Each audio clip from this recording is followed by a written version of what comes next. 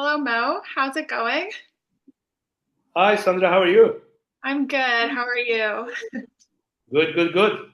Thank you so much for taking the time to chat. So, in this video, we'll be talking about our Egypt and Jordan trips and going over everything that makes these trips so phenomenal and such a trip of a lifetime. And for any information about people curious about traveling to these parts of the world.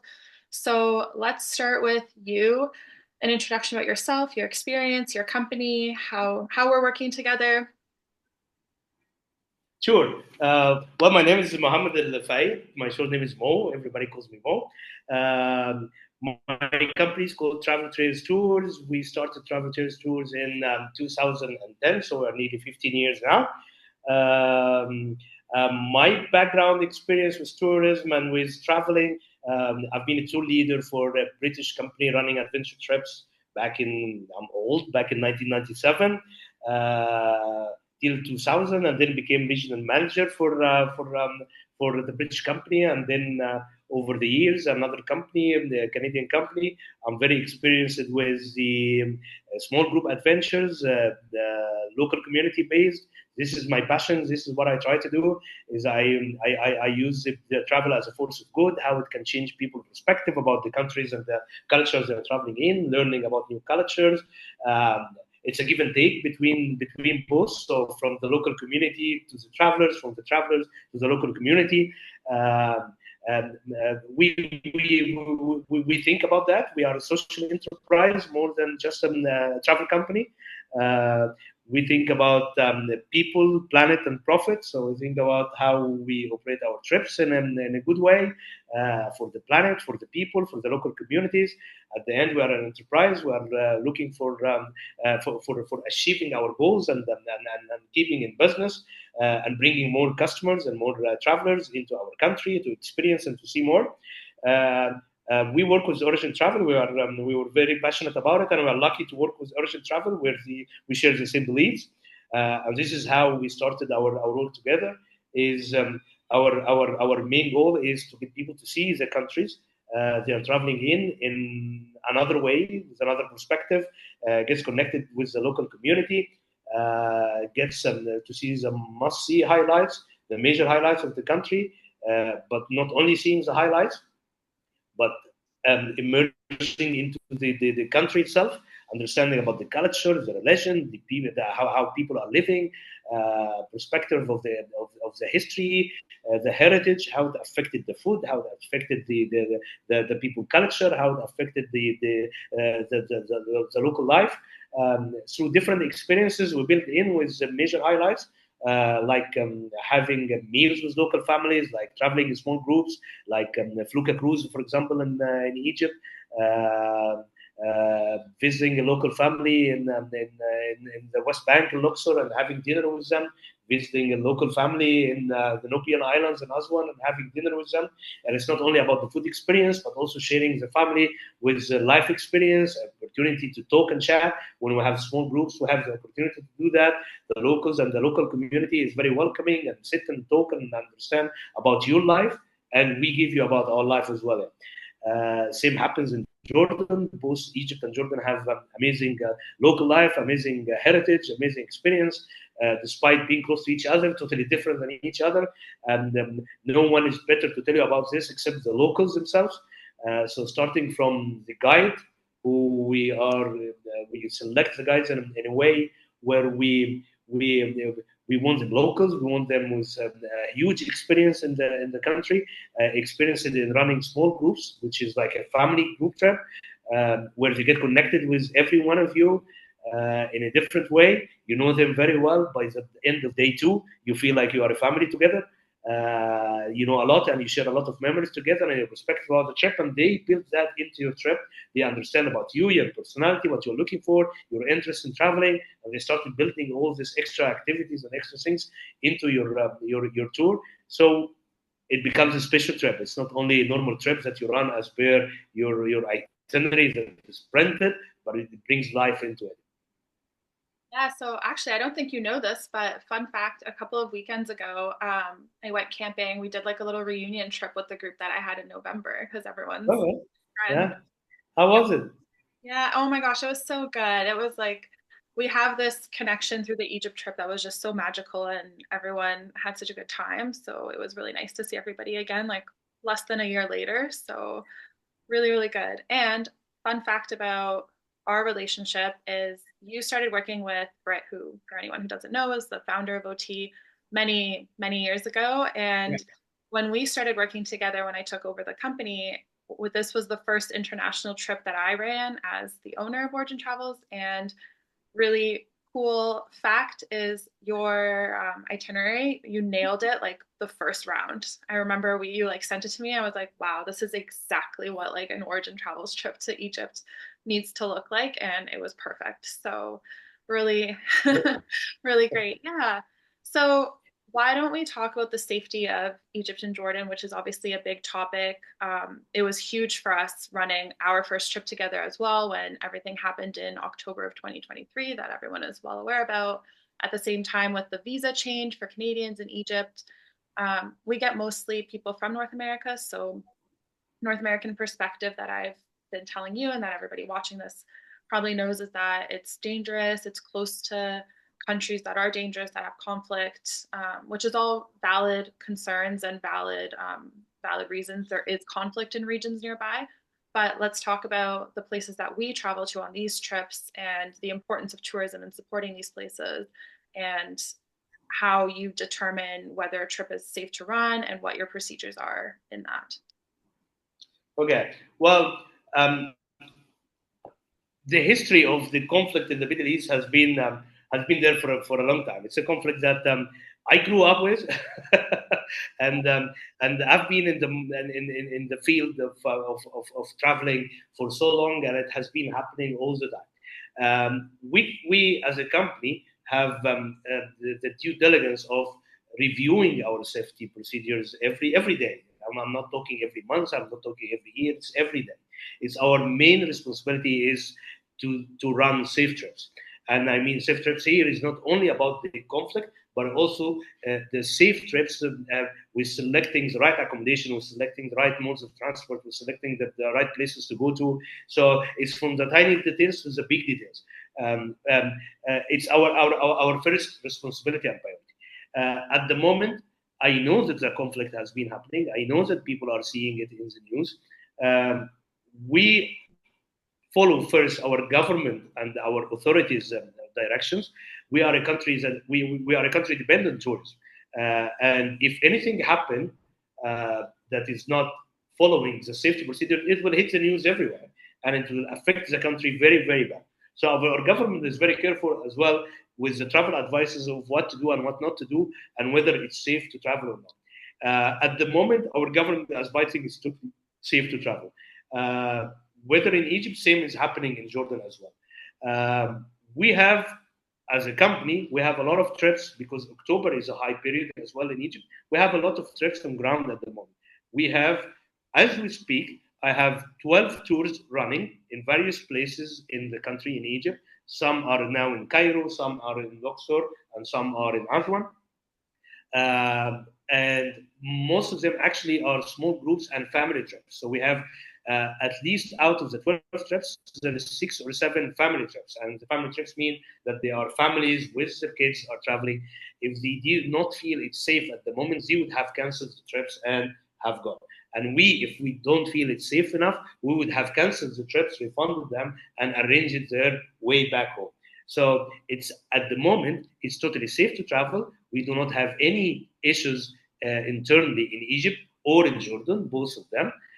We understand that the conflict is there, and we understand that people are seeing it in the news. We can expect how this is affecting people, but we are also very understanding to this. But we know our country, we know our work, we know how safe it is.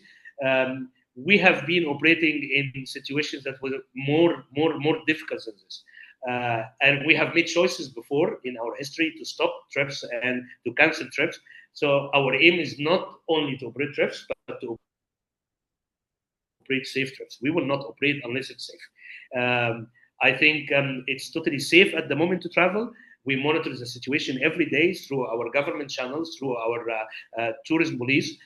We monitor it through our operation staff on ground. So we have local offices in every destination that we go to in Egypt or in Jordan. We have our main office in the capital of each of these countries.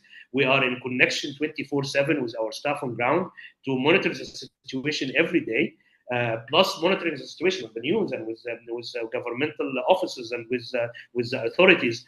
There is the authorities, the Egyptian tourism authorities, are in correspondence with every local tour operator every day with memos and updates about the situation and the safety situations and the conflicts that is happening. So we are very updated and we take the steps as far as we can see. Um, I'm very confident to say at the moment it is very safe to travel. At the moment, we have groups, and the country have a lot of groups. I don't know if you heard about the story of the dog climbing the pyramid 2 days ago. That there was a dog climbed up to the top of the pyramid. It hit the news. You can search it in Google, and you can see that it's happened 2 days ago. And you can see the number of people at the pyramids at the time. You can see the footage of the people taking pictures with the dog and this. And if it will prove something, it proves how many people are in Egypt at the moment, visitors and travelers, because the situation, someone was doing gliding and over the pyramids and flying over the pyramids. He was filming the pyramids. He saw the dog on the top of the pyramids. They kept following the dog till it went down. It hits the news. People gathered around the pyramids to see it. The next day, people wanted to take pictures with the dog, which was yesterday. If you search it in Google, you will find it, and you'll find it happened yesterday and the day before yesterday. The idea in it, see how many people are at the pyramids at the time. If these people are there feeling safe and wanted to go to have a picture with the dog, I don't think that they are feeling any threats around them. Yeah. Yeah. Okay. Yeah, that's good to know. I do think that there's a lot of misconceptions through media and a lot of like exaggeration sometimes. So it's always good to get a perspective from somebody who lives there and is running trips there and has people visiting right now. So for a more fun conversation, let's talk about the guides. You have incredible guides. Yes. I had Adil on our Egypt trip, and I had him on the future Egypt trips that came after that. And we'll always have him on our Egypt trip. And then we can talk about your guides, how they're trained, why people should join a group trip with a guide. Because for me, like on that trip, I would have probably just walked around the pyramids and all the temples and been like, yeah, this is super cool without a guide. But Adil was there and he was explaining all the stories behind what we're seeing and what it all means and how absolutely mind-blowing it is to human civilization and like the world as we know it, like everything that you see in Egypt as this like giant real life history book. And I'm not even like a huge history buff, but I thought it was fascinating. And there's things that I still remember and have like posted about and told my friends about, and it's just insane. So I think for me, having the guide was one, made the trip a lot more memorable because I was actually understanding what I'm looking at and experiencing, which was the same for the other people in my group. Two, made us feel safe because he would say something to people if they were trying to sell us stuff on the street unsolicited. He told us how much we should be paying for things so we didn't feel taken advantage of. Sometimes the culture is a little bit different in how they approach business and selling at markets. So it was nice to have that mediator of like, this is what it should be like, this is what you should be paying for. And having him kind of sort out also everything's in Arabic, the menus, the street signs. So having Adult there to be able to translate what we're looking at was also helpful. But would love to for you to tell everybody like how you train your guides, who they are, what their experience is, what their background is, and in your opinion, kind of based on what I said, why do you think people should have a guide for Egypt and Jordan? Sure. Um, we are very selective with the guides because the guide is the real ambassador of the trip. He's the ambassador not only for our company but for the country as well. He's the one that will show you and will turn the tour into life. You can always go to the main highlights. You can always go to the places. You can take transport from A to B, but how to make this alive from A to B and the site itself, how to understand what it is about, and how to understand about the local life. It's all about the guide. We choose our guides very carefully. We have our guides, they are graduated Egyptologists. So they have studied in university for 4 years the art of the Egyptian history. So they understand about the Egyptian history, the origin of everything, how it starts, the civilizations and the difference of civilizations. They can read the hieroglyphics and understand about the stories and their history behind each and every site. They can explain to you the pyramids. What's the pyramids? Why the pyramids? Are the pyramids? Do you understand that the pyramids are tombs for the kings? You might not have known this. And why the pyramids are shaped this way? You might have not known of this. Do you understand what are the hieroglyphics written on the pyramids? The idea why they are three pyramids? There is a lot of questions that can go into your mind when you are at the pyramids. You know, the pyramids is a big thing in Egypt. It's the history. It's the pharaohs. We all know this, but there is a lot of stories behind the pyramids, and there is local stories, and there is a science story behind it. There is a science behind it, and there is a local stories that people have been, or the heritage that have been transmitting over the years. The guide is a perfect person who can put both of it for you. So whatever you're going to read in a book or an article about any of the sites, about any of the history in Egypt, the guide will give you 10 times more about this. It will make you understand the reality behind it. Yeah. And not only about the history on the site. He is an ambassador for the local life in the country. He can tell you about the local habits. He can tell you about the education. He can about you about the family structure, about the food, the origins of the food, how it started, the dish, the name of the dish, why it's named like this, how it was done, the history behind it. Imagine we are a country with 7,000 years old. Jordan is the same, like 5,000 to 6,000 years old. Can you imagine the heritage of the food, how it started? It's affected by where you are. Are you in a desert area? Are you around the river? Are you in a city? How it started? Was this city before occupied by which? Was the Ottoman or the English or colonial or Spanish or whatever? How this affected the food, the language, the people, the cultures, the habits? The guide is the one who's going to transmit all of this for you. The guide will also take you from A to B with the best way and method to save your time, to recommend places that you go to, restaurants to eat in, sites to visit. So not only explaining and running the itinerary as per the itineraries that we have put together, but there is a lot of free time that we build in for your own exploring and understanding and freedom. The guide will help you to use your free time in a good way. Which exercise that you want to see according to your interest. So a guide sees Sandra and sees Mo. Mo is interested in the sites, while Sandra is interested in trying different cuisine and food. He can recommend for Sandra what to do in the 2 hours, the free time that she has, while recommends to Mo different things that he can do with his interest in the 2 hours. If I'm traveling alone, I might have read about this. It took me 2 hours to get to know what I want, but then I had to leave and I had to go to somewhere else because our itinerary had only 2 hours free time. But with having a guide, he can explain because they understood what I want out of the trip. In 5 minutes, he saves me the 2 hours to do what I really want. So the guide is very important in managing your time, explaining for you the history and the culture, making you understand every place that you visit, how it is, every family that you see, and the culture in different cities, not only the country itself, but different city from one place to another, how it's formatted, how the people are, the type of clothes they are wearing, the skin, the hairstyle, the colors that they are wearing, everything, why and the why behind it.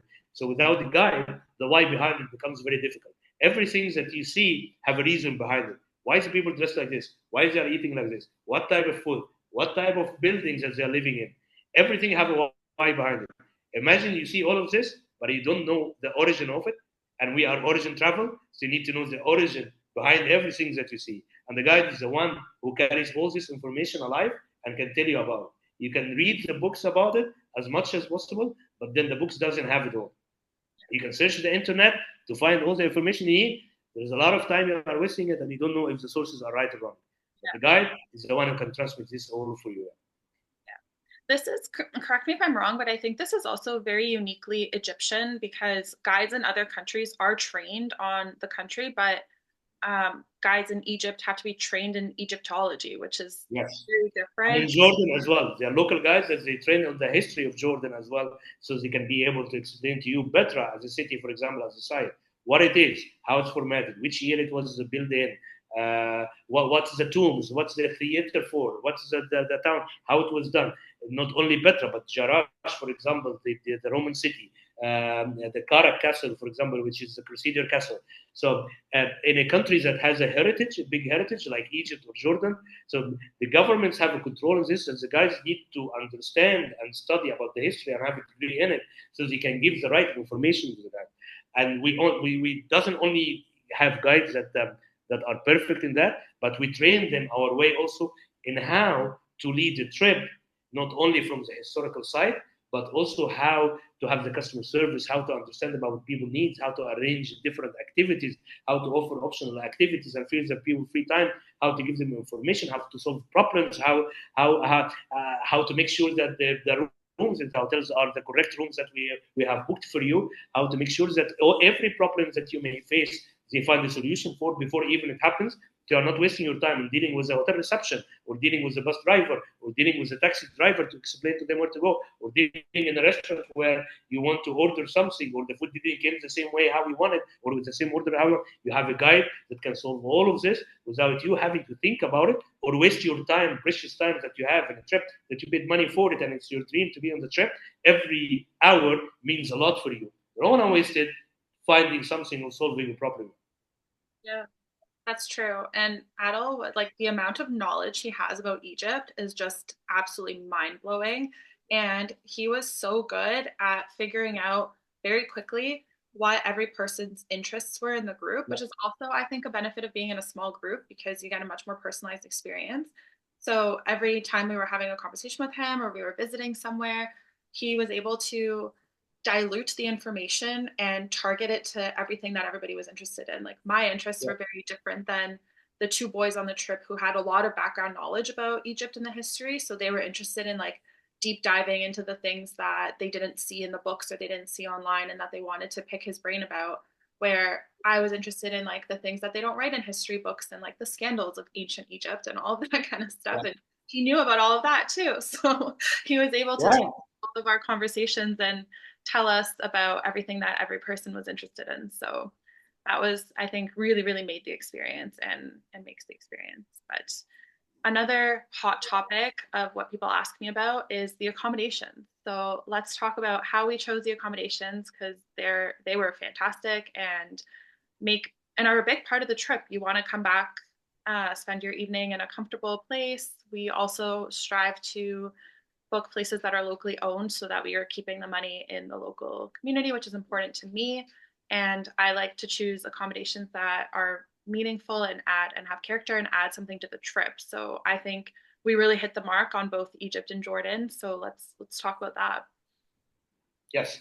Accommodation is one big part of any trip, and it represents a lot in your tour, whether it's the part of the money that goes from the trip into the accommodation. So this is one big part that you need to take your right in it, and you need to really use it in the right place. Uh, we choose our accommodation, or select our accommodation very, very carefully.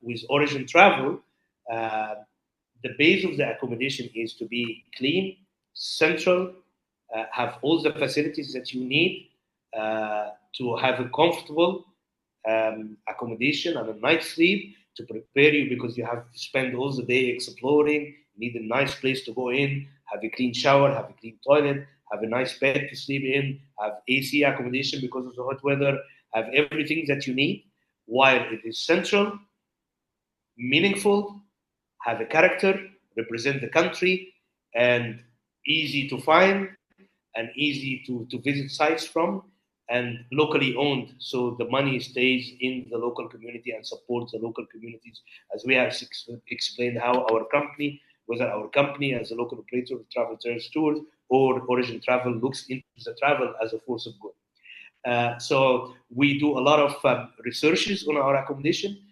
We send our staff for orientation and to make sure that we are nailing it with the accommodation, whether from the pricing age, from the cleanliness, from the facilities, everything. Small accommodation, not a huge accommodation. We like that because it's more personal and you feel more personal into it. The staff, if you stay there for one night or two, the staff of the hotel started knowing you, calling you maybe by name. You can talk with them easily because they also represent the local community for you. They are part of your local experience. Is knowing the staff in the accommodations that you sit in, listen to them and their stories, see the friendliness of them, they represent also an experience for you, and the hotel represent an experience for you. So we select our accommodation very, very nicely. So, for example, in Cairo, you are in the heart of the pyramids. You really open your window and you see the pyramids there. And it's in the local area of the pyramids where you can really get connected with the local life. So if you walk around the hotel even and sit in a cafe or wherever, you would see the real people and you would be amongst the real people. You're not in a touristic area and away from people or in a resort, right? Really totally away from the city. You are in the heart of the city. Same in Aswan, where you are in a hotel overlooking the Nile, just 2 minutes away from the local markets and the streets on the Corniche. Same in Luxor on the Corniche, next to Luxor Temple, opposite to the local markets. So it is a nice accommodation with amazing views, very central, next to everything that is happening, and it's locally owned and with a very good standard. That's how we look to our accommodation. And can you guess which of our accommodations on my trip did people say they had the best sleep and was their favorite? I would think it's Obelisk Hotel in Aswan. Okay, that one is really good, but actually everybody said their favorite or like best night's sleep was on the Felucca because like Oh wow! gentle waves. We had like we were just stargazing, and then we all had kind of like a sleepover, and everyone like fell asleep, and we were like telling stories, and we just all fell asleep like immediately, and it was like you're outside, so it's really nice. So that was everyone's best night's sleep. I love I love the flu because like this is one of my passions. This is one of the things that when I was a tour leader was my biggest thing, and I always asked my manager at the time for the tours that includes the flukas because this is like my passion and this is where I feel it's really different. It's cruising the Nile, but in a different way, in a very local way, with the local traditional fluka. It's sailing boats, nice boats, very peaceful. You don't hear the engine, the motors, very, very eco-friendly, and just drifts on the Nile, and you are sitting together. You feel like you have dropped everything behind your back. You dropped your stress, you dropped your mobile phone, you dropped your internet, everything, and you are back into connecting with life. It's like camping, but in a different way. It's where you are connected to the nature and to the life and to the river, connected with the locals. It's amazing experience, and not every company is doing it. Not every traveler in Egypt is doing it. Most people are doing the night cruises. Don't get me wrong; they are amazing. They are fantastic. I love them too. But the Fluka is the heart of Egypt. It's the heart of the Nile. It's very different. And we offer also the services of support boat, Sandra, where we have the mother boat, support boat traveling next to the Fluka. Because over the years, one of the challenges that you have in the Fluka, it's very nice, it's amazing, it's a stargazing and the sleeping on the deck and everything is amazing. But I may need a toilet and I need it next to me. I may need to take a shower to enjoy the night and the amazing night that I would spend there. I would have a jump and a swim, but I want to have a nice meal and a shower afterwards so I can re-energize and enjoy the night. We offer or we provide a support boat with it, which is a small boat that have two showers, two toilet, proper kitchen for having proper meals done, and a fridge for the drinks to be cold and chill, and a way to also to charge your phones or cameras or whatever through the day, so you can take your pictures and you can take your amazing memories about this part. And I think this is also have solved the equation of the comfort while you are doing in the fluke. It's comfortable enough, but to provide the toilet and to provide the meals and to provide everything, we have done the support boat for your service. And I don't think that many have this opportunity except with Origin Traveler. Yeah, the food was so good. We had wine, we stopped for a swim, we saw some donkeys. It's such a good day. And it's actually such a nice, everybody said that they loved how it broke up the trip because it is a pretty busy trip. There's a lot going on, there's a lot to see, we're doing a lot. And that one day on the Felucca was really chill and you're like, playing cards on the boat. We stop for a bit, hang out on shore, go for a swim, whatever people want to do. But it's a nice, like, relaxing day to break up the busy trip. So it was perfect. Okay, so we only have a couple minutes left. So let's just wrap up with custom trips. So let's say someone comes to me and they want to go to Egypt or Jordan and they can't join the group trips that we have planned because of the date or whatever it is. How can we help them? We can help them for sure. We run a lot of custom trips and individual trips, so we can either stick to the same itinerary and book it especially for them. We still can offer the guide service, and depending on the pricing, whether they need the guide to be full traveling with them or guides at destination and at sites only, and we use representative during moving from A to B. So we can have everything that they need, whether the same itinerary or different itineraries that we can tailor made according to the duration, time, what they need. We can change hotels, we can change some services if they would like. So we can have everything they need. All what you need is to send us a request. We work on it. We have a department called the incoming department that can work on any request. And the turnover is in about from 24 hours to 48 hours. We can give you a quotation, a pricing for the trip, the details, the itinerary, the bookings, everything that they need. And it's all within their budget and their interests and whatever they want. So Of course, they can tell us the budget that they need, the interest that they need. We can either tailor make, we can use the existing itineraries that we have already, that we have designed, and or we can tailor made it according to their needs. yeah. Okay, perfect. Well, thank you so much for taking the time. I think it's great to see your face and for everybody to see my face and yours and who they're traveling with and who's organizing the trip and all of the hard work and the heart and passion that goes into creating these itineraries and all of the hard work of everybody, all of our partners on the ground with you who are there day to day supporting our travelers and making sure that they have an amazing trip. And for me, and I'm sure you know, like for North people in North America, people in Europe, Egypt and Jordan are huge bucket list destinations and places that they'll probably most likely only go one time. So I think for both of us, we want to make sure that this trip is just absolutely fantastic for them and that they'll never forget it. So this itinerary is so special to me and it's really perfect and just mind blowing. And I hope everyone gets to experience it. And I'm so happy we got to talk about it and give people a little bit more insight and hopefully inspire them to go on the trip. Thank you, Sandra. And I wish to see more people coming. Yeah. It's not because I love to see people coming over to my region and exploring it in our way because I feel like this is a life changing experience.